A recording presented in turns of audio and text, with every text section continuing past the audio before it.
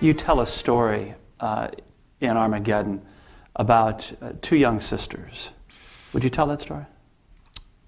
Well, I was profoundly moved by this story because it just seemed to arouse. Sometimes you hear ignorant people who don't know any history saying today, oh, we live in terrible times, Al-Qaeda, the war on terror, all the problems of the 21st century world.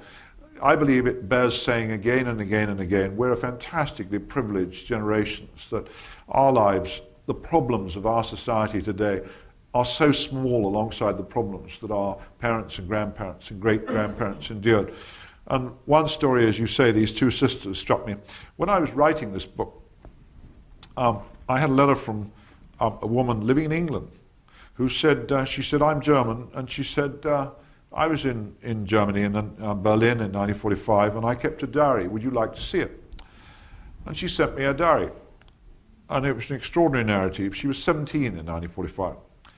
And she described serving in the German Labour Service. And then, April 45, she and her sister were with their parents in their apartment when the Red Army hit Berlin.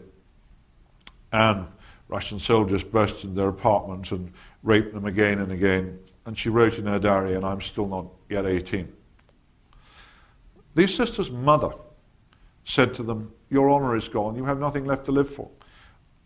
You must kill yourselves. Their mother took them up on the roof of the apartment building and told them to jump, while their father stood in the street underneath begging with them not to.